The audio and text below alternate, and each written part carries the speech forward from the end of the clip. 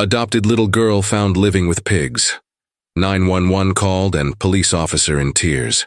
Before we dive into this incredible story, drop a comment below and tell us where you're watching from. Enjoy the journey. Detective Marcus Whitmore had seen it all in his 23 years on the force. To 52, he thought nothing could surprise him anymore. That Tuesday morning in rural Georgia started like any other, until his phone rang at 7:47 a.m. "Detective Whitmore speaking," he answered, expecting another routine call. What he heard instead made his blood run cold. A small, trembling voice whispered through the static, "Help me, please help me." The line went dead. Marcus stared at his phone, his coffee growing cold in his other hand. Children didn't usually call the police directly. Something was very wrong. 30 minutes later, his patrol car crunched down a gravel road toward the Thornfield farm, following up on what dispatch had logged as an anonymous tip about a distressed child. The morning mist clung to the rolling hills, and the old farmhouse looked peaceful enough. White paint peeling slightly, a red barn in the distance, chickens pecking in the yard. Harold Thornfield, a thin man in his 60s with nervous eyes, met Marcus at the front porch. "Officer, I'm not sure why you're here. Everything's fine. We received a call about a child needing help," Marcus explained, studying the man's face carefully. "Mind if I take a look around?" "Well, Of course, but there's really nothing to see." Marcus's trained eye immediately noticed something odd. Children's toys were scattered around the front yard. A red bicycle, a jump rope, colorful building blocks. But Harold had mentioned only one adopted daughter. "Where's your daughter now?" Marcus asked. "Oh, little Lily she's in the barn. She likes to play there." The barn. Something about the way Harold said it made Marcus's instincts kick in. In his experience, children didn't usually play in barns unless they had to. Walking toward the old wooden structure, Marcus heard something that made him stop in his tracks. A soft humming, a child's voice singing a lullaby, but it was coming from inside what looked like an old animal pen. He pushed open the barn door and his heart nearly broke. There, sitting in a corner of what had once been a pig pen, was the smallest 6-year-old girl he'd ever seen. Lily Harrington had tangled brown hair and wore a dirty dress that was clearly too big for her tiny frame. She looked up at him with the largest, most frightened blue eyes he'd ever seen. "Hello there," Marcus said gently, kneeling down to her level. "I'm Detective Whitmore. Are you Lily?" The little girl nodded but didn't speak. "It's okay, sweetheart. You're safe now." He noticed she was clutching something in her small hands, a piece of paper with crayon drawings on it. As Marcus helped her to her feet, Lily suddenly grabbed his sleeve and whispered something that would change everything. "They took the others away yesterday." Marcus felt his world tilt. Others? What others? Looking into Lily's innocent eyes, he realized this wasn't just a case of neglect. This was something much bigger, much darker than he had ever imagined. And somehow, this brave little girl held the key to a mystery that would shake their small Georgia town to its core. As he gently took her hand to lead her outside, Marcus had no idea that this moment would not only change Lily's life forever, but his own as well. Marcus gently guided Lily toward his patrol car, but before they could leave, Harold Thornfield came rushing from the house, his wife Mavis close behind. She was a heavy-set woman with graying hair pulled back in a tight bun, and her smile seemed forced. "Officer, I'm afraid there's been a misunderstanding," Harold said, slightly out of breath. "Lily has quite an active imagination. She sometimes says things that aren't quite accurate." Marcus kept his protective stance near Lily, who had moved closer to him. "Mr. Thornfield, I'd like to ask you both some questions about Lily's care and her mention of other children." "Other children?" Mavis laughed nervously. "Oh my, she's always talking about imaginary friends. The social worker warned us about that when we adopted her 6 months ago." Harold nodded eagerly. Yes. Poor thing had a difficult start in life before she came to us. We've been working very hard to give her stability." Something in their rehearsed responses made Marcus's detective instincts sharpen. He'd interviewed enough people to recognize when someone was sticking too closely to a prepared story. I see. And where does Lily usually sleep? Marcus asked. In her bedroom, of course, Mavis replied, quickly. Upstairs, second door on the right. Pink walls just like any little girl would want.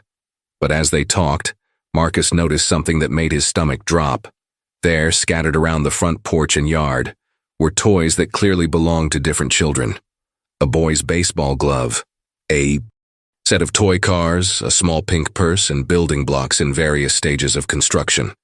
Those are quite a few toys for one child, Marcus observed carefully. Harold's eyes darted nervously. Oh, we like to be prepared for when her friends visit. What friends would those be? Marcus pressed gently. The couple exchanged a quick glance. Children from town, Mavis said. You know how it is. But Marcus knew the Thornfield farm was 15 miles from the nearest neighbor, and even further from town. No children would be visiting way out here. Lily tugged on Marcus's sleeve. When he looked down at her, she held up the piece of paper she'd been clutching. On it, drawn in crayon, were 4 stick figures, 3 larger ones and 1 small one that looked like her. Above them, in a child's handwriting, were names: Emma, James, Sophie, and Lily. Marcus's blood ran cold, but he kept his voice calm. Lily, who are these people in your drawing? Before she could answer, Harold quickly stepped forward. Oh, those are just her imaginary friends. The social worker said it was normal for children who've been through difficult situations. But Lily looked up at Marcus with those trusting blue eyes and whispered, They were my friends. But they went away. When did they go away, sweetheart? Marcus asked gently. Yesterday morning, she said so softly he had to lean down to hear her. Before the sun came up. Marcus felt every nerve in his body alert. He looked back at the Thornfield couple, who were now standing very close together, their faces pale. Mr. and Mrs. Thornfield, Marcus said in his official tone. I'm going to need to see Lily's adoption papers, her medical records, and any documentation about these other children she's mentioned. We understand why that's necessary, Harold stammered. It's just routine, Marcus replied, though nothing about this felt routine anymore. As Mavis hurried into the house to get the papers, Lily tugged on Marcus's sleeve again. This time, when he bent down, she whispered something that made his heart. They said they would come back tomorrow. For me. Marcus looked into her frightened eyes and made a silent promise. Whatever was happening here, whatever truth lay hidden behind the Thornfields' nervous smiles and perfect explanations, he would find it, and he would make sure Lily was safe. But first he needed to understand exactly who Emma, James, and Sophie were, and where they had gone in the dark hours before dawn. An hour later, Marcus sat in the bright, cheerful pediatric wing of Georgia Regional Hospital, watching as Dr. Sarah Chen gently examined Lily. The little girl had been quiet during the car ride, clutching her crayon drawing like a precious treasure. Well, Detective Whitmore, Dr. Chen said softly. Physically, Lily appears to be in relatively good health, though she's quite underweight for her age. What concerns me more is her emotional state. She seems genuinely frightened? Marcus nodded, studying Lily as she sat on the examination table, swinging her small legs. Doc, the people who have custody of her claim she has an active imagination and makes up stories about other children. What's your professional opinion? Dr. Chen knelt down to Lily's eye level. Lily, sweetheart, can you tell me about your friends Emma, James, and Sophie? For the first time since Marcus had found her, Lily's eyes lit up. Emma has yellow hair like sunshine. She taught me how to braid. James is funny. He makes silly faces that made us all laugh. And Sophie sings the prettiest songs. The detail in her voice, the genuine affection, told Marcus everything he needed to know. These weren't imaginary friends. Where are they now, honey? Dr. Chen asked gently. Lily's face fell. The nice people came in the big black car. Emma was crying. James held my hand and told me to be brave. Sophie said she'd see me soon. Marcus felt his chest tighten.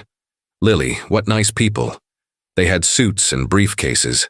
They talked to Mr. and Mrs. Thornfield for a long time. Then they said Emma, James, and Sophie were going to new homes with new families. Dr. Chen shot Marcus a meaningful look. And when was this, sweetie?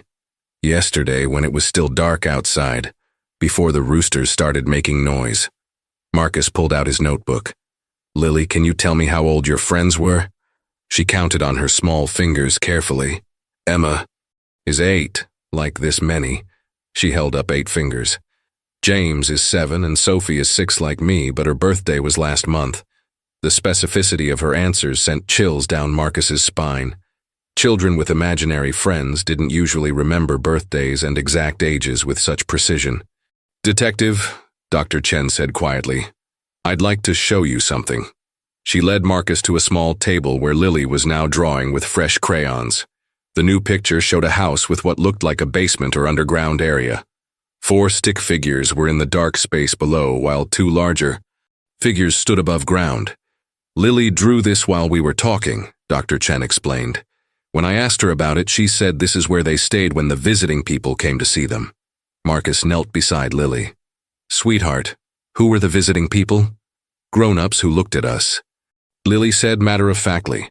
They asked questions like, does she listen well and is she quiet? Mr. Thornfield always said yes.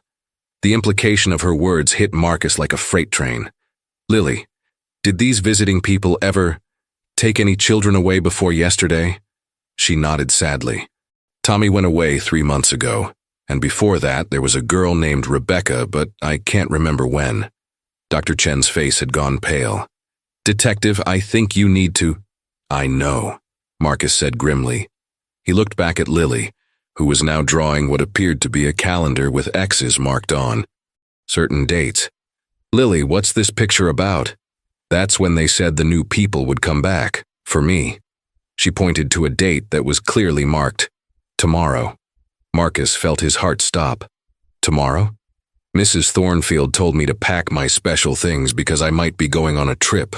A long trip to meet a new family. The room fell silent except for the sound of Lily's crayon scratching against the paper. Marcus realized he wasn't just dealing with neglect or poor caregiving. This was something organized, planned, and happening on a schedule. And if Lily was right, he had less than 24 hours before she disappeared forever, just like Emma, James, Sophie, Tommy, and Rebecca. Looking into her trusting blue eyes, Marcus made the most important promise of his career. Lily, I want you to know something very important. You're not going anywhere tomorrow. I'm going to make sure you're safe. But even as he said the words, Marcus knew he was racing against time to uncover a truth that someone had gone to great lengths to hide. The next morning, Marcus sat at his desk at the police station, surrounded by stacks of paperwork and a growing sense of urgency. He had spent the previous evening making calls, and what he discovered made his stomach churn. Detective Rodriguez, Marcus called to his partner across the room. I need you to hear this. Carmen Rodriguez, a sharp investigator with 15 years of experience, walked over with her coffee. What's got you looking like you haven't slept? The Thornfield case. I think we're dealing with something much bigger than neglect. Marcus spread out his notes. I called the Department of Family Services last night. In the past 18 months, they've processed 6 adoptions through Harmony Home Adoption Agency, all placed with the Thornfields. Carmen raised an eyebrow. 6 kids, but they only have 1 now? Exactly. According to their records, Tommy Patterson was returned to the system after 3 months because of behavioral issues. Rebecca Mills was transferred to a more suitable family after 2 months. And get this, Emma Williams, James Butler, and Sophie Chen were all supposedly moved to better matched families just this week. That's not how adoptions work, Carmen said, frowning. Once an adoption is finalized, you can't just shuffle kids around like trading cards. Marcus pulled out another file. It gets worse. I tried to get the specific records for where these children were supposedly transferred. Every single file has been marked confidential or sealed for privacy reasons. Carmen sat down heavily. Someone's covering tracks. There's more. I called Harmony. I called Home Adoption Agency this morning. The director, a man named Victor Kellerman, sounded extremely nervous when I mentioned the Thornfields. He kept saying everything was perfectly legal and above board, but he refused to meet with me. Marcus's phone rang, interrupting his explanation. Detective Whitmore speaking. Detective, this is Mrs. Henderson from Child Protective Services. I have some disturbing news about the case you called about yesterday. Marcus put the call on speaker so Carmen could hear. Go ahead, Mrs. Henderson. I went to check on our records for the Thornfield adoptions and something very strange has happened.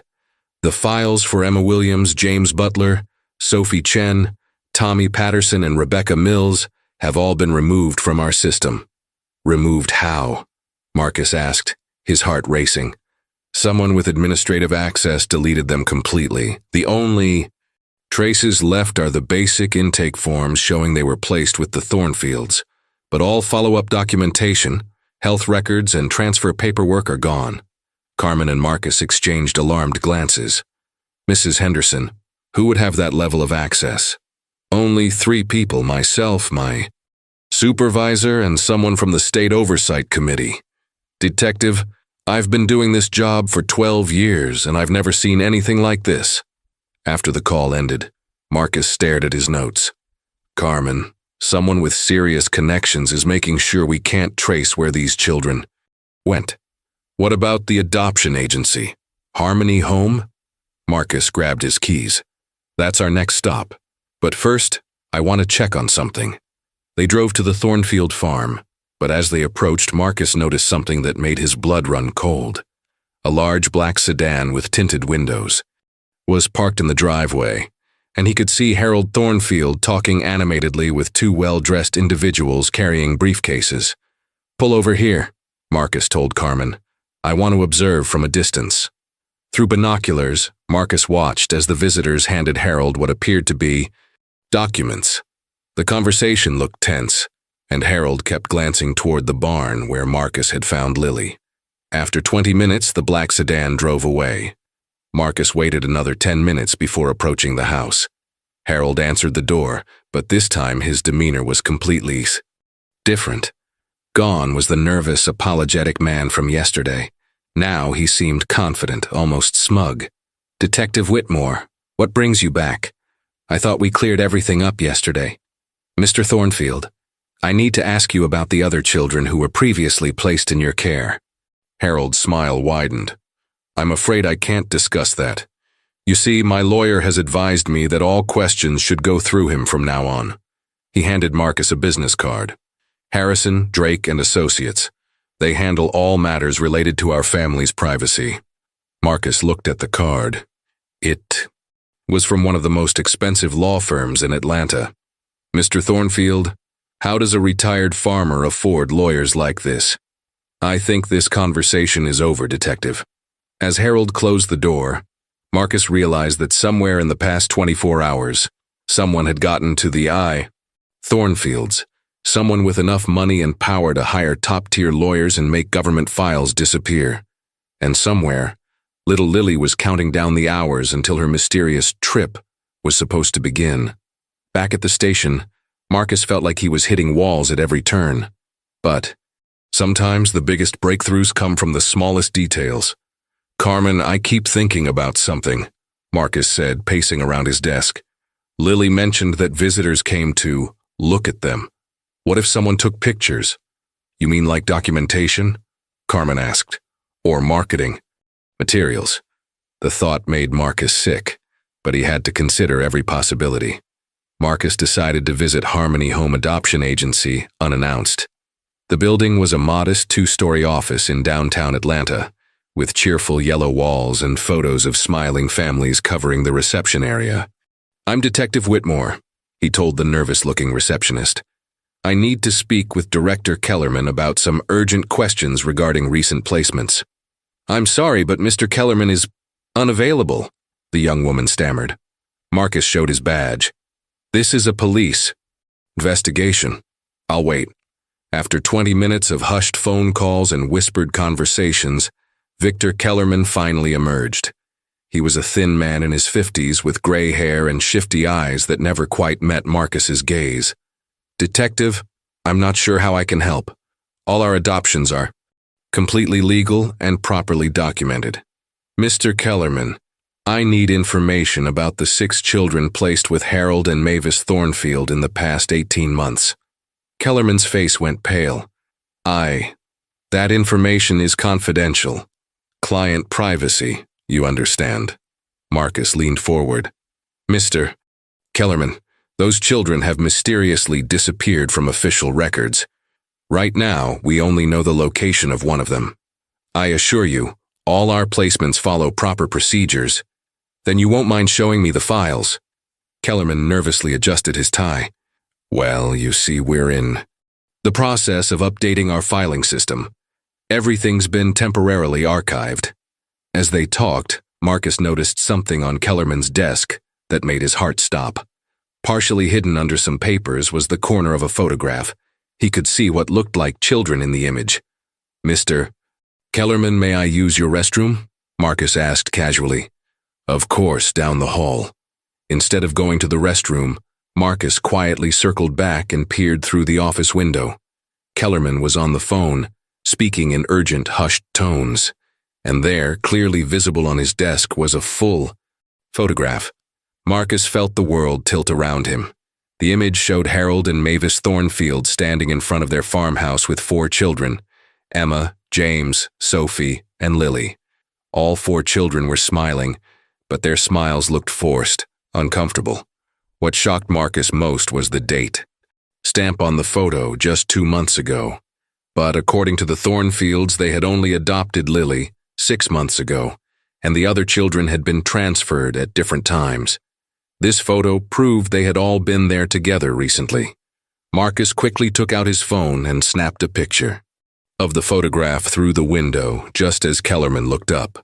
When Marcus returned to the office, Kellerman was frantically shuffling papers on his desk. The photograph was gone. Mr. Kellerman, I noticed you seemed concerned about something. Is there anything you'd like to tell me about the Thornfield placements? Kellerman's hands were visibly shaking. Detective, I think you should speak with our legal department. I'm not authorized to discuss specific cases. I understand. But let me ask you this. In your professional experience, is it normal for one family to receive 6 children in 18 months and then have 5 of them transferred to other families? Every situation is unique, Kellerman said, but his voice cracked. As Marcus left the agency, his phone rang. It was Carmen. Marcus, you need to get back here immediately. I just got a call from Child Services.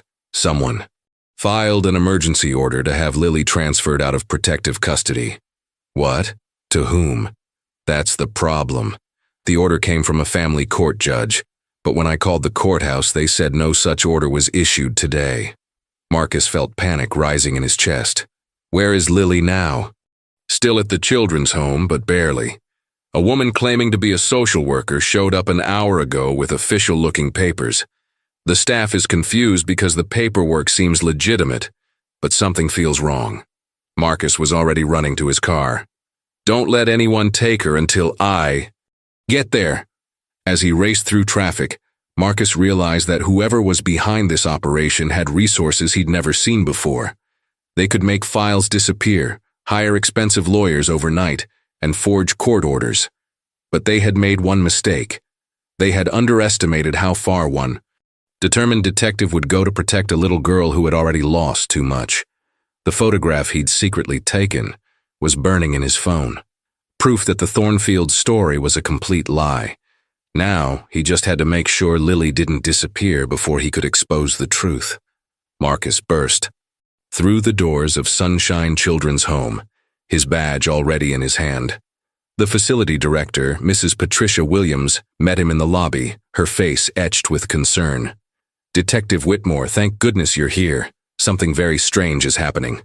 Where's Lily? Marcus asked. Urgently. She's safe, but barely. The woman with the court papers left about 10 minutes ago when I insisted on verifying the documents with my supervisor. But detective, those papers looked completely official. Marcus felt a wave of relief. Can I see Lily? Mrs. Williams led him to a bright playroom where Lily sat at a small table, coloring. When she saw Marcus, her face lit up with the first genuine smile he'd seen from her. "Detective Marcus," she said, running to him for a hug. "Hey there, brave girl. Are you okay?"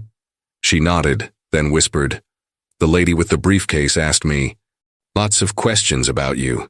She wanted to know what I told you about my friends." Marcus's blood ran cold. "What did you tell her?" "I said I didn't remember," Lily said proudly. "But I do remember. I remember everything." Before Marcus could respond, his phone rang. Captain Thompson's voice was stern and cold. "Whitmore, get back to the station immediately." An hour later, Marcus sat in Captain Thompson's office, feeling like his world was crashing down around him. "Detective, I've received several calls today about your investigation," Captain Thompson said, not looking up from the papers. On his desk, "Apparently, you've been harassing a legitimate adoption agency and bothering a family who legally adopted a child.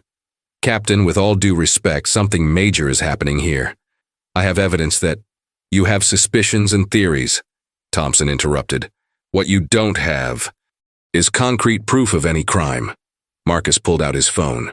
"I have a photograph that proves the Thornfields lied about their timeline."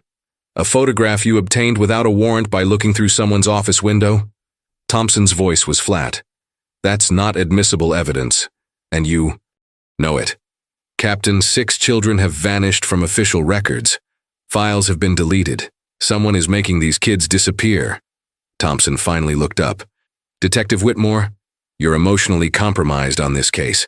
I understand you want to help the little girl, but you're seeing conspiracies where there might just be bureaucratic confusion." "This isn't bureaucratic confusion.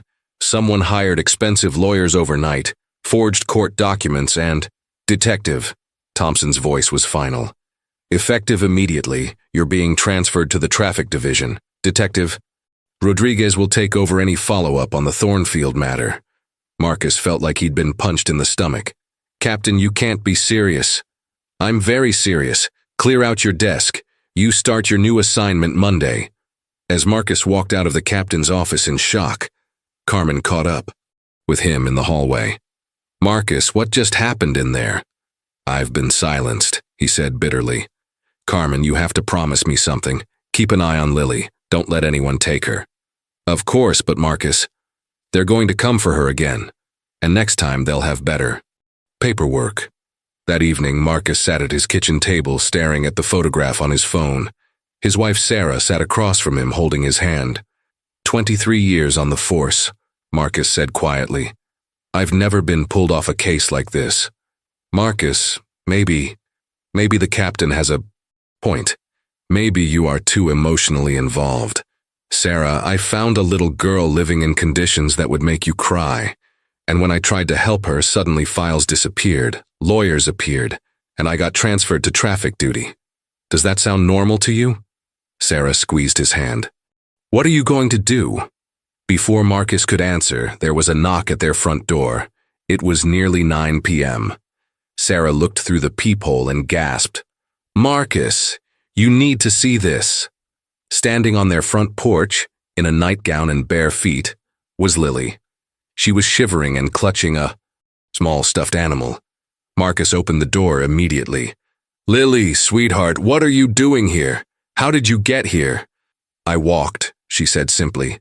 "Mrs. Williams was in a meeting with the scary lady again. She had new papers. I heard them talking about taking me away tonight." Sarah knelt down and wrapped a blanket around Lily's small shoulders. "You walked all the way here? That's 3 miles. Lily looked up at Marcus with those trusting blue eyes. "You promised I'd be safe. I know you'll keep your promise." In that moment, looking at this brave little girl who had walked 3 miles in the dark to find the one person she trusted, Marcus made a decision that would change everything. He wasn't going to follow orders. He wasn't going to let the system fail another child. He was going to find the truth, no matter what it cost him. The next morning, Marcus woke up to find Lily, already awake, sitting at the kitchen table with Sarah drawing another picture. But this one was different from all the others. "Look, Detective Marcus," Lily said excitedly. "I remembered something important." The drawing showed the Thornfield farmhouse, but with an X marked in a specific location, behind the barn. "What's this X for, sweetheart?" Marcus asked, sitting down beside her. "That's where Mr. Thornfield keeps his special book. I saw him put it there when the people in suits came to visit." Sarah looked puzzled. "What kind of book?" "A big book with pictures and writing. He always hid it when visitors came, but I saw him through the window once. It has pictures of all the kids who stayed with them." Marcus felt his pulse quicken. "Lily, are you sure about this?" She nodded firmly. "Emma told me she saw her picture in it, and James's too. Mr. Thornfield wrote numbers next to the pictures." Numbers. Marcus's detective mind was racing. If this book existed, it could be the evidence he needed to prove what was really happening. "Lily, I need you to stay here with Mrs. Sarah today. Can you do that for me?" "Are you going to get the book?" she asked. "I'm going to try." 3 hours later, Marcus and Carmen parked down the road from the Thornfield farm. Marcus had convinced Carmen to help him with an unofficial look around, while the Thornfields were away at their lawyer's office in Atlanta. "This is crazy, Marcus," Carmen whispered as they approached the barn. "If we get caught..." "Carmen, if that book exists, it's evidence of a crime. We have to find it."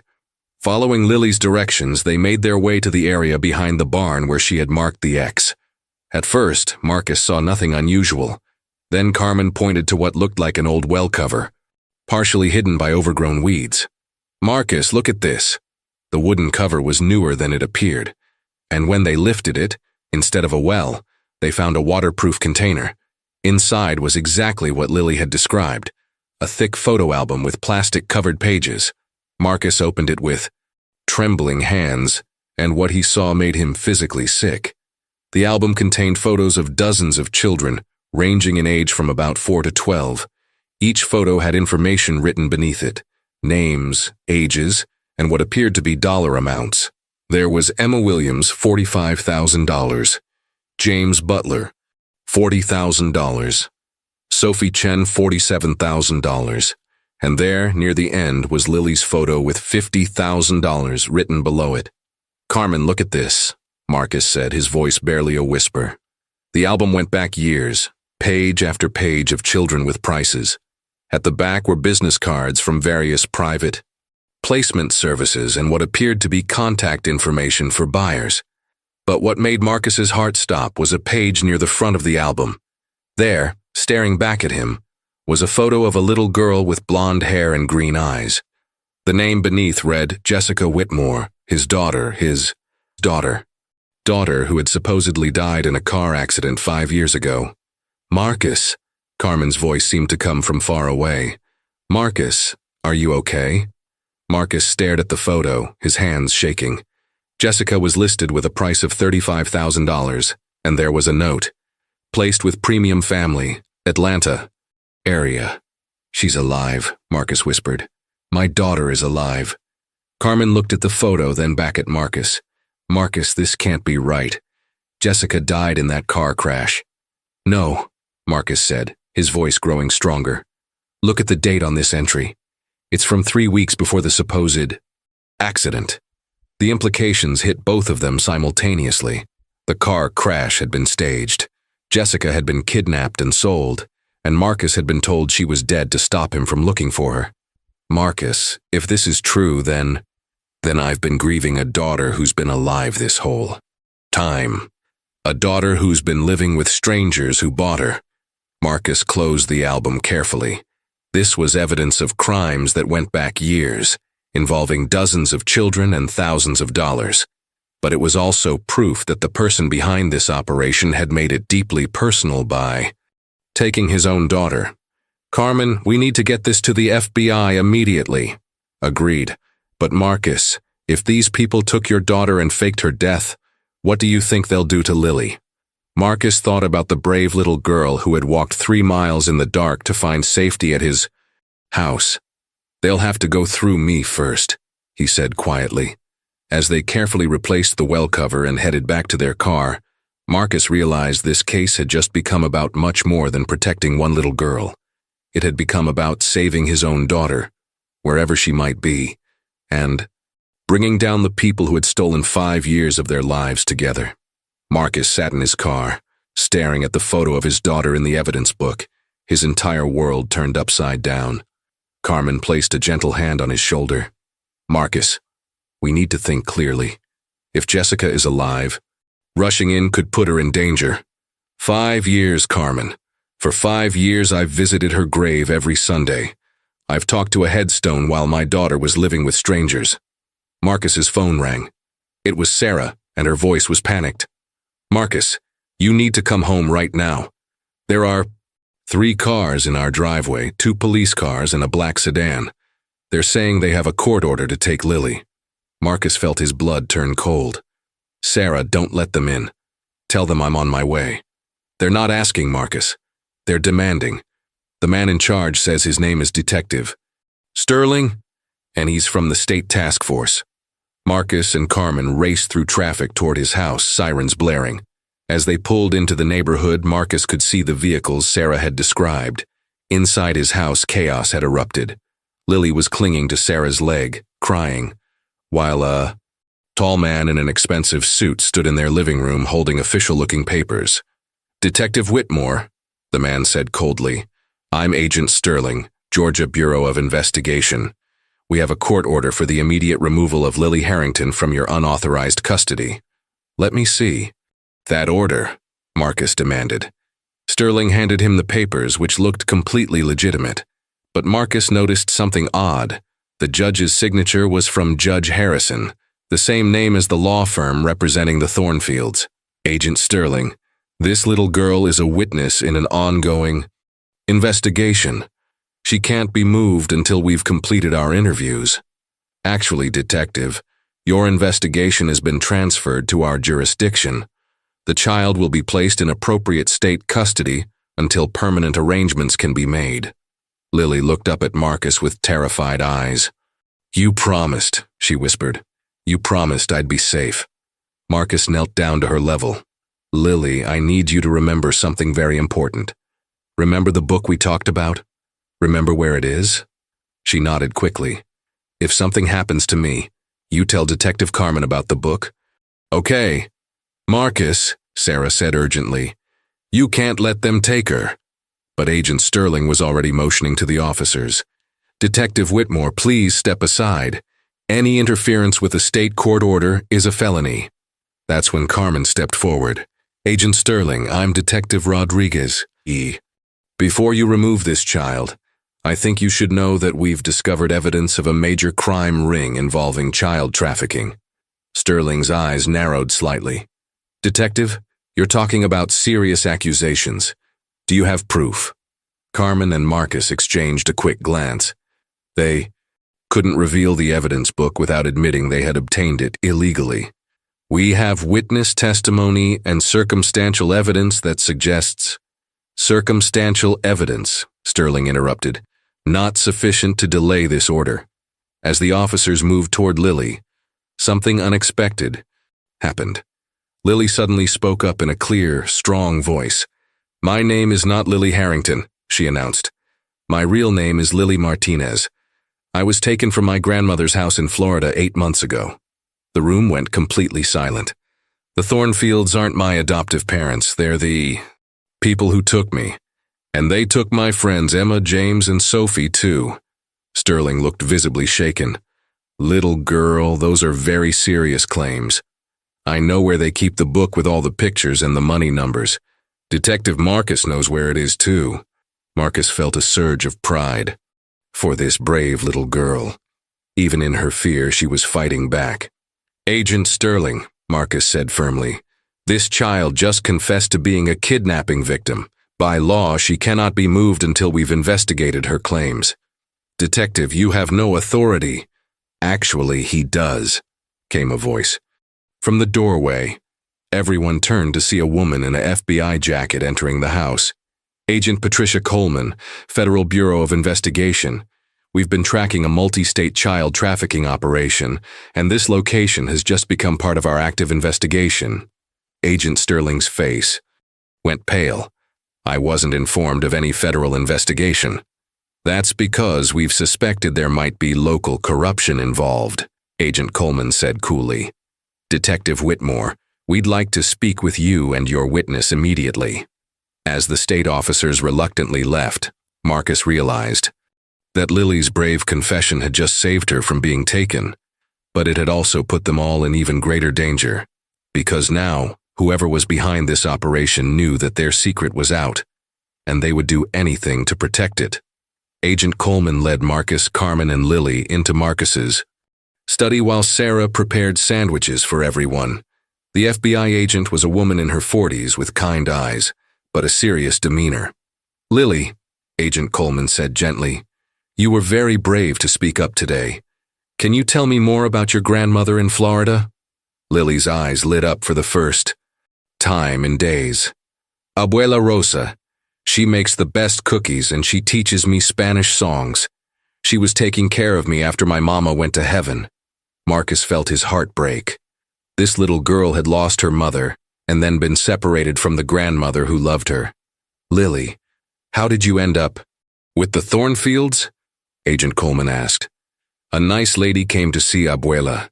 She said there was a special school for me where I could learn better." Abuela cried, but the lady said it was the law. Lily's voice got smaller.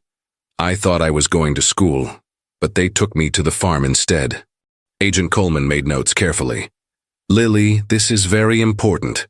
Do you remember the nice lady's name?" "Mrs. Kellerman. She worked for the agency that helps children find families." Marcus and Carmen exchanged shocked glances.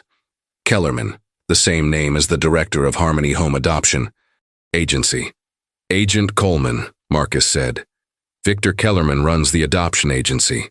If his wife was the one who took Lily, then this is definitely a family operation," Agent Coleman finished.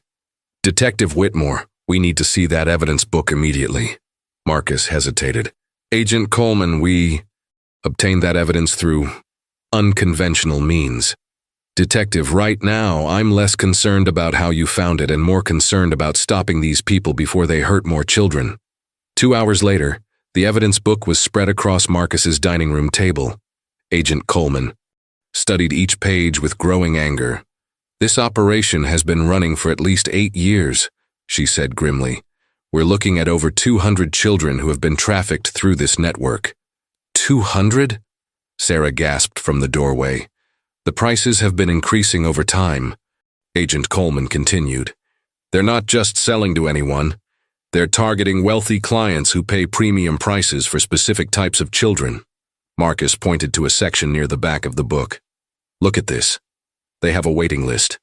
People actually place orders for children with specific characteristics. Smart children, quiet children, children with artistic abilities," Carmen read aloud. "This is horrifying." Agent Coleman pulled out her phone. "I'm calling for immediate raids on the Thornfield Farm, the Harmony Home Agency, and Victor Kellerman's residence." As she made the calls, Lily tugged on Marcus's sleeve. "Detective Marcus, I remembered something else important." "What is it, sweetheart?" "Mr. Thornfield got really mad one time when a man called on the phone. He kept saying, 'Judge Harrison said this would be handled quietly, and the payment's better.'" "Continue." Agent Coleman overheard and stopped her phone call. "Lily, did you hear any other names during these phone calls?" Lily nodded. "Captain Thompson called a lot, and someone named Agent Sterling." The room fell silent. Marcus felt like the ground was falling away beneath his feet. "Agent Coleman," Marcus said slowly. "Captain Thompson is my boss. He's the one who transferred me off this case. And Agent Sterling was the man who tried to take Lily today," Carmen added. Agent Coleman's expression grew grim. "Detective, this corruption goes much higher than we thought. Judge Harrison, Captain Thompson, Agent Sterling, they're all part of this network." "How high does this go?" Marcus asked. "High enough that they've been operating for 8 years without being caught. High enough to forge court documents, delete government files, and silence investigations." Sarah sat down heavily. "Marcus, if these people have that much power, then we're all in danger," Marcus finished. Agent Coleman stood up decisively. "We're moving everyone to a safe location tonight. Lily, you and the Whitmores are going into federal protective custody until we can round up this entire network." "What about my daughter?" Marcus asked. "If she's alive, if she's with one of these families." "Detective, I promise you we will find Jessica. But first, we need to keep you all safe, because after today this network knows we're coming for them. As Agent Coleman made arrangements for their protection, Marcus looked at Lily, who was now coloring peacefully at the table, unaware of the full scope of the danger surrounding them. She had been braver than most adults, speaking truth to power when it mattered most. Because of her courage, they now had a chance to bring down an operation that had destroyed hundreds of families. But Marcus knew the most dangerous part was still ahead. Desperate people with unlimited resources would do anything to protect their secret. And somewhere out there, his daughter Jessica was waiting to be found. The safe house was a modest cabin in the Georgia mountains, surrounded by towering pine trees and protected by federal agents. Marcus paced the living room while Sarah helped Lily settle into the cozy bedroom that had been prepared for her. Agent Coleman burst through the door, her phone still pressed to her ear, her face grim. "We have a problem," she announced. "The raids this morning came up empty." Marcus stopped pacing. "What do you mean, empty?" "The Thornfield farm was completely cleaned out. No evidence, no furniture, nothing. Harmony Home Adoption Agency was closed, with a sign saying they'd moved to a new location. And Victor Kellerman's house was abandoned." Carmen, who had been monitoring police communications, looked up from her laptop. "Agent Coleman, it gets worse. I just intercepted a police bulletin. Lily has been reported as kidnapped from federal custody." "What?" Marcus felt his blood turn cold. According to the official report filed by Agent Sterling, Lily was taken from the children's home by unknown suspects. There's now an active manhunt for her kidnappers. Agent Coleman shook her head. "They're using the system against us, making us look like the criminals." Sarah emerged from the bedroom, her face pale. "Where's Lily?" Everyone turned toward the bedroom. The door was open, the window was open, and Lily was gone. "No, no, no!" Marcus ran to the window. "Lily! Lily!" Agent Coleman was already on her radio. "All units, we have a missing child. 6-year-old, brown hair, blue eyes. Last seen wearing a yellow sweater and jeans." Marcus climbed through the window, frantically searching the ground for footprints. What he found made his heart stop. There, in the soft dirt beside the cabin, were small footprints leading away from the house. But alongside them were larger footprints, adult-sized boots. "She didn't run away," Marcus said grimly. "Someone took her." Carmen was checking the perimeter when she called out, "Marcus, over here." She was holding a small piece of yellow fabric caught on a tree branch about 50 yards from the cabin. It was from Lily's sweater. "They went this way," Carmen said, pointing toward a dirt road that led deeper into the mountains. Agent Coleman studied the tracks. The boot prints suggest at least 2 adults. They knew exactly where she was. "How?" Sarah asked. "How did they find us so quickly?" Marcus felt a chill run down his spine. "Because someone on the inside told them where we were." Agent Coleman's radio crackled to life. "Agent Coleman, this is Agent Martinez at headquarters. We've intercepted communications suggesting the missing child is being moved to a location called the Sanctuary for immediate placement." "The Sanctuary," Agent Coleman responded. "What's that?" "Unknown, but the communications mentioned it's a 2-hour drive from your current location, and that the buyer will be there at midnight." Marcus looked at his watch. It was 3:47 p.m. They had just over 8 hours. "Agent Coleman, they're going to sell her tonight," Marcus said urgently. "We have to find this sanctuary." "Marcus, we don't even know where it is." Marcus thought back to all the evidence they'd gathered. Something Lily had said kept echoing in his mind. "Wait," he said suddenly. "Lily mentioned that Sophie sang like the birds. She said Sophie told her about a place where they took the special children first, before they went to their new families. A place that was quiet and peaceful, like a church." Carmen pulled out her laptop. "I'm searching for any properties owned by the network that might fit that description." After 20 minutes of desperate searching, Carmen found something. "Marcus, look at this. There's a property registered to Harrison Development. That's Judge Harrison's company. It's listed as a private retreat center. About 90 miles north of here. Agent Coleman studied the satellite images on Carmen's screen. It's completely isolated, surrounded by forest, with only one access road. Perfect place to hide children temporarily. Marcus was already heading for the door. Let's go. Marcus, wait, Agent Coleman called. We need backup, proper equipment, a tactical plan. Agent Coleman, they're going to sell an 8-year-old girl to the highest bidder in 6 hours. I'm not waiting for backup. Sarah grabbed Marcus's arm. Marcus, what if this is a trap? What if they're using Lily to get to you? Marcus looked at his wife, thinking about their own lost daughter, and this brave little girl who had trusted him to keep her safe. Then they picked the wrong detective to mess with. As they loaded into Agent Coleman's SUV, Marcus realized this was more than a rescue mission. This was his chance to confront the people who had stolen his daughter, destroyed dozens of families, and turned innocent children into merchandise. Tonight, one way or another, it would all end.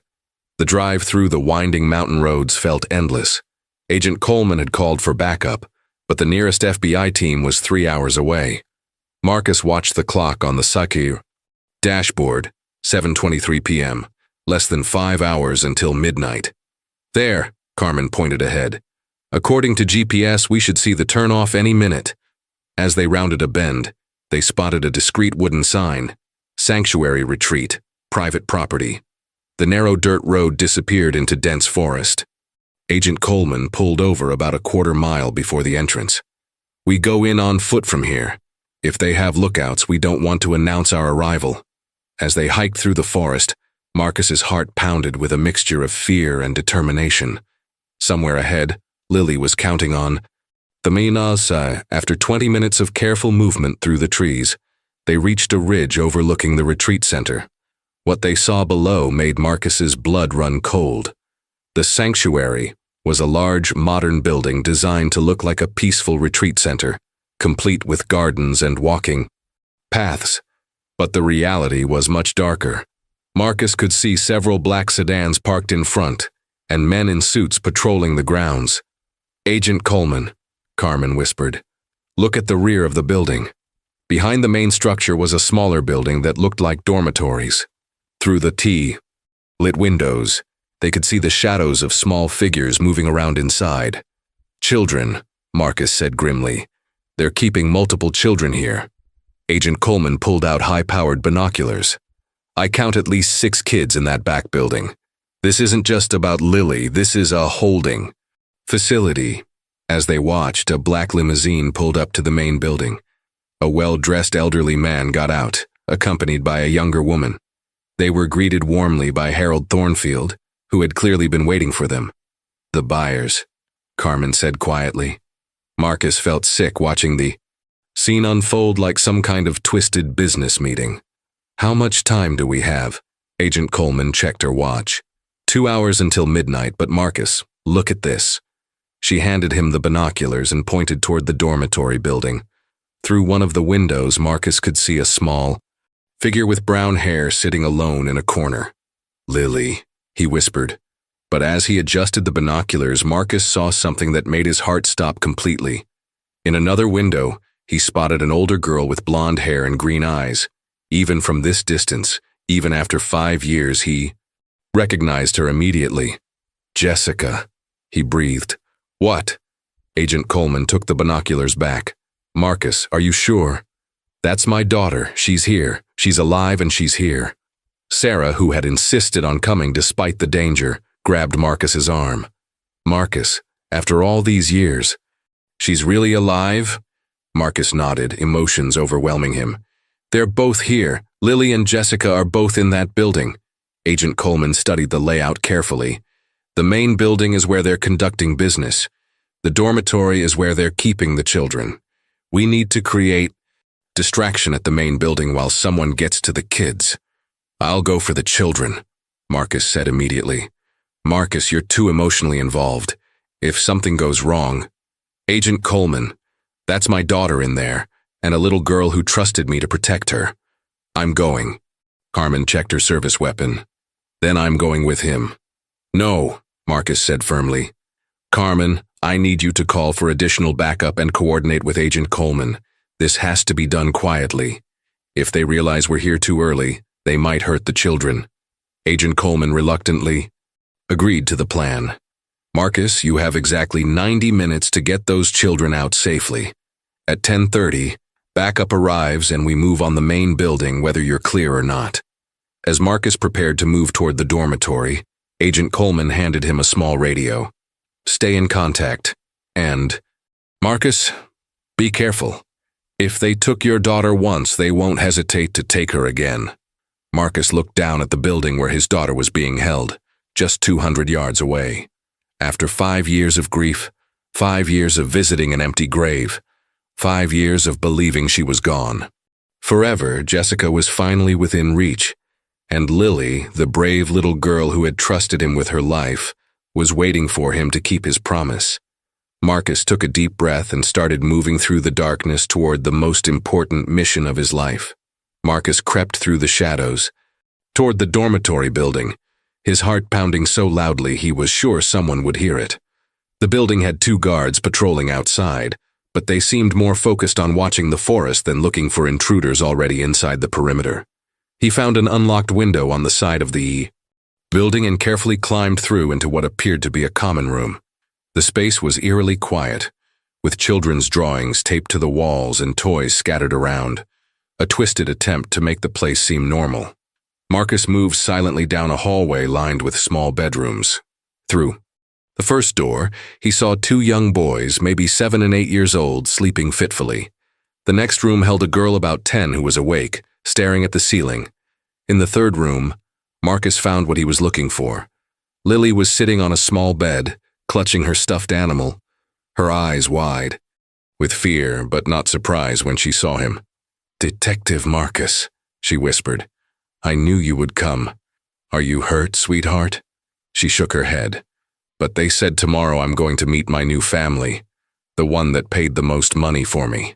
Marcus felt rage building inside him, but he forced himself to stay calm. "Lily, I need you to be very quiet and very brave. We're going to get you out of here. What about the other kids? We're going to help them too. But first, I need to find someone very special to me." Marcus led Lily quietly down the hall to the last room, and when he opened the door, his world stopped. There, sitting by the window reading a book, was his daughter Jessica. She was 11 now, taller than he remembered, but those green eyes and blonde hair were unmistakable. "Jessica," he whispered. She looked up confused. "I'm sorry, do I know you?" Marcus's heart broke. Of course she wouldn't remember him, she'd been 6 when she was taken. "Jessica, my name is Marcus, I'm your father." She stared at him, processing his words. "My father is dead. That's what they told me when they brought me here." "No, sweetheart, I've been looking for 5 years. I never stopped believing you were alive." Lily tugged on Jessica's hand.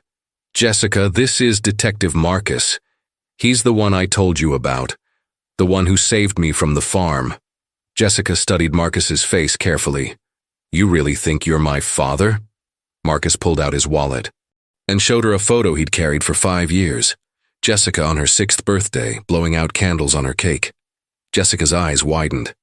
I remember that birthday. I remember the pink cake." Her voice started shaking. "Are you really my daddy?" "Yes, baby. I'm really your daddy." Jessica threw herself into his arms, and Marcus felt tears streaming down his face as he held the daughter he thought he'd lost forever. "Daddy, I missed you so much. They told me you didn't want me anymore. I never stopped wanting you, Jessica. Never. And now we're going home." But their reunion was interrupted by the sound of footsteps in the hallway. Marcus quickly moved to the door and peered out. Harold Thornfield was walking down the hall with 2 other men, heading straight toward their room. "Girls, we need to move. Now." Marcus led Jessica and Lily toward the window, but as they reached the door burst open. "Well, well," Harold Thornfield said with a cold smile. "Detective Marcus Whitmore, we've been expecting you." Standing behind Thornfield were 2 men Marcus recognized, Captain Thompson and Agent Sterling. "Hello, Marcus. Captain Thompson said. I have to admit, you've been more persistent than we anticipated. Captain, how could you be part of this? Marcus asked, positioning himself protectively in front of the girls. Do you have any idea how much money is involved here, Marcus? Wealthy families pay hundreds of thousands for the right children. We've built a very successful business. Agent Sterling stepped forward. Detective, you're going to come with us quietly, and the girls are going to stay here. Any resistance will be unfortunate for everyone involved. Marcus looked at his daughter and Lily, both depending on him to keep them safe. In his earpiece, he could hear Agent Coleman's voice. Marcus, backup is still 20 minutes out. Whatever you do, keep them talking. Marcus took a deep breath and made a decision that would change everything. You're right, he said, raising his hands. I'll come with you, but first I want to know I want to... Thingisi, why my daughter? Why Jessica? Thornfield smiled cruelly. Because you were getting too close to our operation 5 years ago. Taking your daughter and staging her death was the perfect way to destroy your focus and credibility. The admission was exactly what Marcus needed. Because Agent Coleman was recording everything through his radio. Marcus kept his hands raised while his mind raced for a way to protect the girls. Through his earpiece, he could hear Agent Coleman coordinating with the approaching backup teams. You know what's interesting, Harold? Marcus said, trying to buy time. In all your record-keeping, you made one crucial mistake. Thornfield's confident smile faltered slightly. What mistake? You kept detailed records of everything, including the real identities of every child you trafficked. Marcus's voice grew stronger. Jessica wasn't the only local child you took. There were others. Children from Atlanta, from Savannah, from families with connections. Captain Thompson shifted nervously. What are you getting at, Marcus? I'm saying that when the FBI finds your records, and they will, some very powerful people are going to discover their own. Children were victims of your operation. Agent Sterling laughed coldly. The FBI isn't going to find anything, Detective. After tonight, you and these children will simply disappear. But Jessica, who had been quietly listening, suddenly spoke up. Except you're too late. Everyone turned to look at the 11-year-old girl who had found her voice. What do you mean? Thornfield demanded. Jessica stood straighter, showing a courage that made Marcus's heart swell with pride. While you were talking, Lily used the emergency button on her tracker to contact Agent Coleman. Marcus looked at Lily. In amazement. Tracker? Lily held up a small device that Agent Coleman had given her earlier. Agent Coleman said if I ever felt scared, I should press the red button. You little... Agent Sterling started toward the girls, but Marcus stepped into his path. Don't touch them. That's when the sound of helicopters filled the air outside, followed by the unmistakable noise of vehicles surrounding the building. Agent Coleman's voice came through loudspeakers. This is the FBI. The building is surrounded. Exit with your hands visible and no one will be harmed. Thornfield's face went white. With rage. This isn't over, Detective. Actually, it is, came a voice from the doorway. Agent Coleman entered the room with a team of federal agents, their weapons drawn. Harold Thornfield, Captain Thompson, Agent Sterling, you're all under arrest. As the criminals were led away in handcuffs, Marcus finally allowed himself to breathe. He knelt down and gathered both girls into his arms. Is it really over? Jessica asked softly. Yes, baby. It's really over. Agent Coleman approached them gently. Marcus, we found something else you need to know about.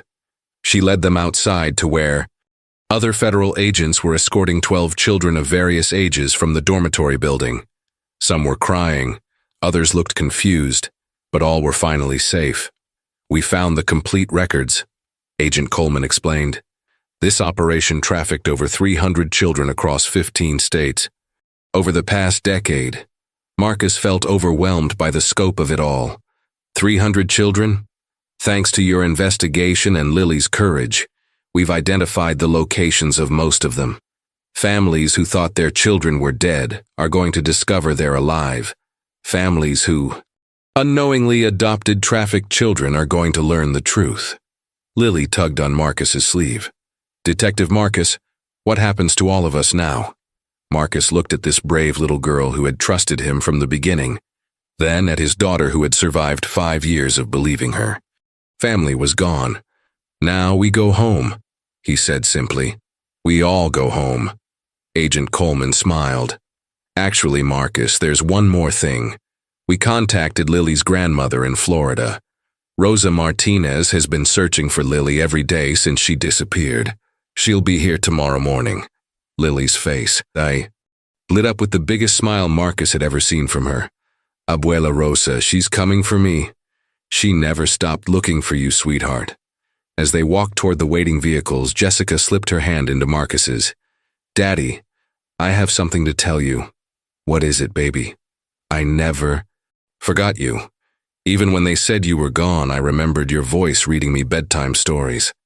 Marcus felt tears streaming down his face as he realized that love really could survive anything, even 5 years of separation, lies, and heartbreak. Tomorrow, Lily would be reunited with her grandmother. Jessica would come home to the family that never stopped loving her, and dozens of other children would begin their journeys back to the families who had never given up hope. 3 months later, Marcus stood in the backyard of his home, watching Jessica push Lily on the swing set he had built.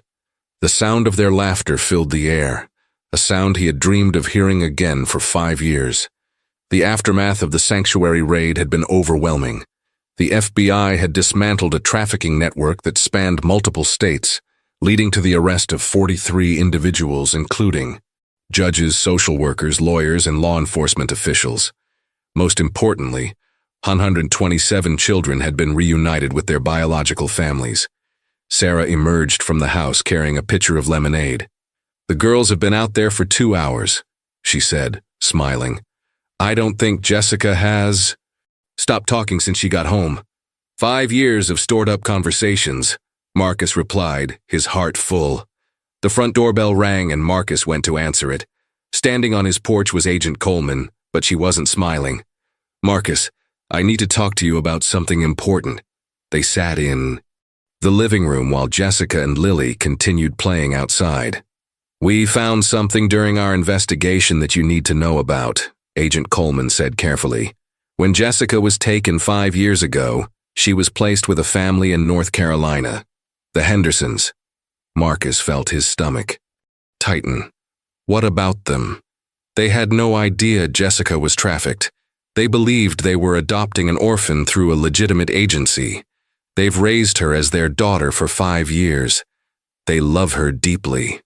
Marcus stared out the window at Jessica, who was now teaching Lily how to do cartwheels on the grass. Agent Coleman, are you saying? I'm saying that Jessica has 2 families who love her. The Hendersons are devastated to learn the truth, but they're also relieved to know Jessica's biological family is alive. They want to do what's best for her. Sarah sat down beside Marcus, taking his hand. What does Jessica want? That's what makes this so difficult, Agent Coleman continued. Jessica remembers you and she's thrilled to be home. But she also loves the Hendersons. She calls them Mom and Dad, too. She's confused and scared about having to choose. Marcus watched his daughter through the window, seeing the joy on her face as she played with Lily. For the first time in months, she looked like a carefree 11-year-old girl. Can I meet them? Marcus asked quietly. The Hendersons? 2 weeks later, Marcus and Sarah drove to North Carolina with Jessica. The meeting was arranged to take place at a neutral location, a family counselor's office specializing in adoption reunification. John and Maria Henderson were in their 40s, warm and clearly devoted to Jessica. When they saw her, their faces lit up with relief and love. Jessie, Maria, Henderson exclaimed, using the nickname they'd given her. Jessica ran to them for hugs, and Marcus saw how natural and comfortable she was with them. Mr. and Mrs. Whitmore, John Henderson said, his voice thick with emotion. We are so sorry for what happened. We had no idea. We know, Sarah said gently. None of us are to blame here. The family counselor facilitated a conversation that was both heartbreaking and beautiful. Jessica talked about her memories of both families, her love for both sets of parents, and her fear of losing anyone again. Jessica, the counselor asked gently. What would make you feel safest and happiest? Jessica looked around the room at all the adults who loved her. I don't want to choose, she said quietly. I love my first daddy and mommy, and I love my second mommy and daddy too. Marcus felt his heart breaking and healing at the same time. Jessica, what if you didn't have to choose? Over the following hours, they worked out an arrangement that would have seemed impossible, but felt completely right. Jessica would spend the school year with the Hendersons in North Carolina, where she had friends and stability. She would spend summers and holidays with Marcus and Sarah in Georgia.